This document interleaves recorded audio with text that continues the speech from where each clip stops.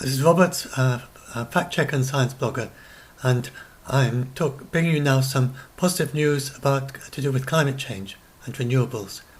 And this is about the vast potential the world has for offshore wind. So onshore wind has been developed quite well so far, but offshore wind is only just starting in Europe and in China. And this shows the potential for shallow water from 10 to 60 meters. This is in that kind of bluish colour. And this kind of ochre colour is from 60 meters down to 2,000 meters.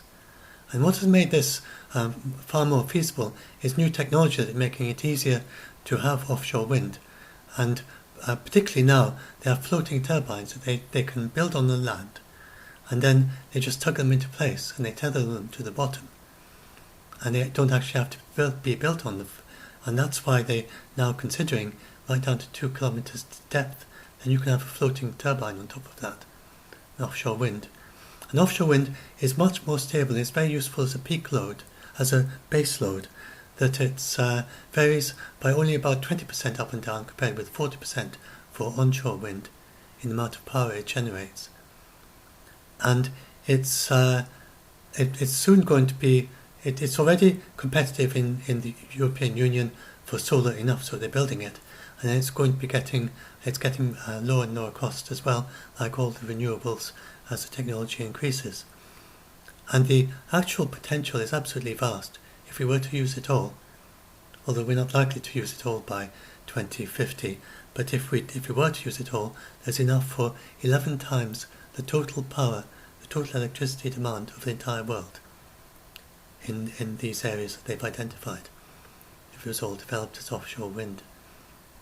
So the blue is for shallow water, that's 10 to 60 meters, and near shore is the more saturated colours, the darker colours, and the more pastel shades are further from shore, up to 300 kilometers, and the ochre, the dark ochre colour, is near to shore but deep.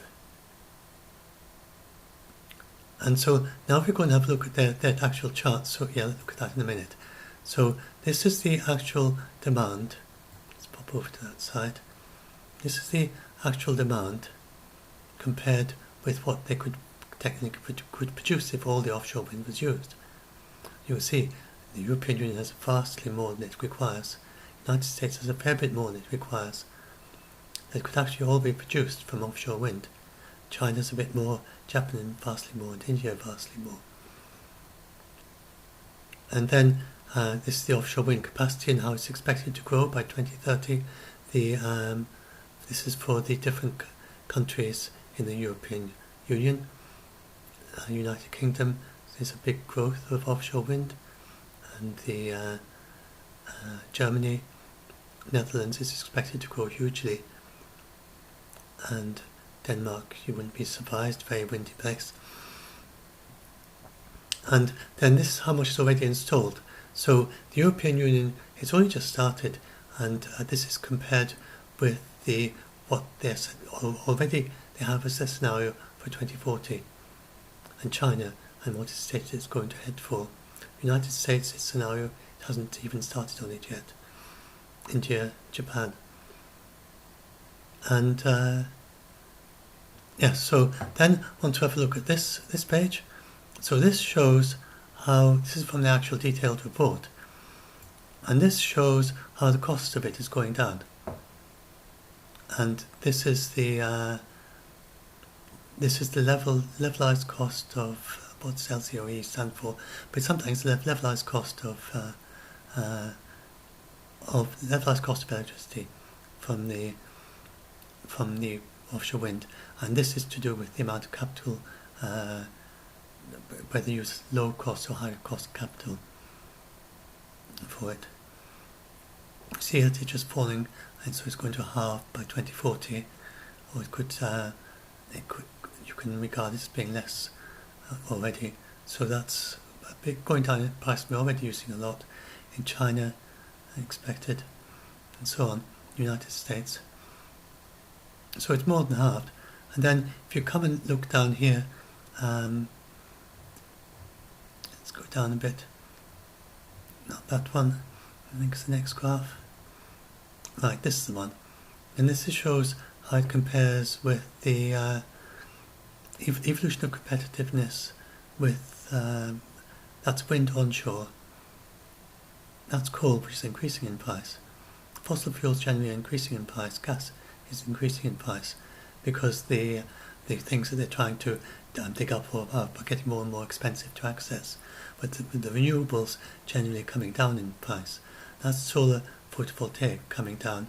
They're expecting, now I mean, the solar renewables are continually surprising ourselves, and I think they're being a bit pessimistic there with the solar PV, because we see the capability to halve already, and it may well come down quite a lot more than that. But anyway, they're projecting, based on what they know, that and they can actually see technology that would halve the price of solar. I talked about another video I did. But anyway, so that they're saying that they see the wind as coming down and more than halving by 2040. And if you compare that with the fossil fuels, then the offshore wind, that's just the offshore wind, not the onshore wind.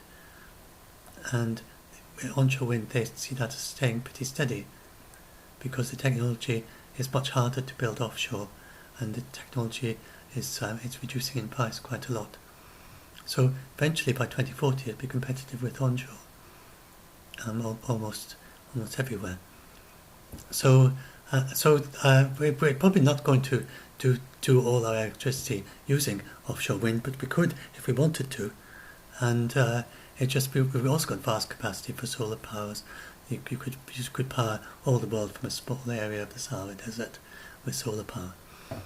So the capacity for renewables is vast, but this is quite interesting about offshore wind, I thought, and it's quite promising that we will actually be using quite a lot of that. And then I've got this example of the Dogger Bank, where this is a possible project that could produce quite a large part of the European Union's electricity. It's less than 15 metres. It used to be land during the last ice age, and this is a project that several countries in the region are looking into, including the UK and Netherlands, and who else is it? And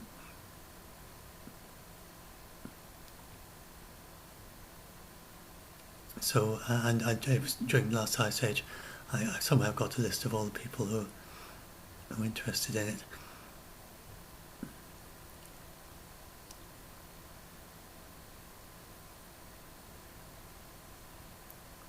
Let's search for Netherlands in the page and probably say.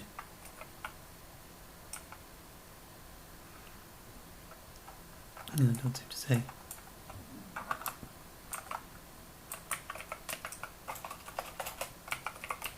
And it's under Holland. Anyway, I should add that to that. Anyway, it's a collaboration of several different countries that are working on it.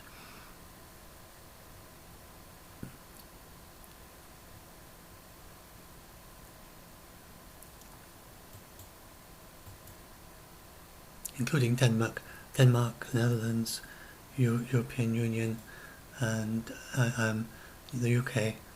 Maybe it'll say here.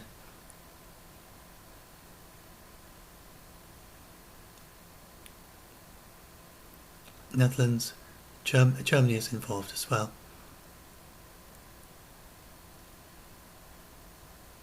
Anyway, I'm going to end that, and I'll leave the links in the description.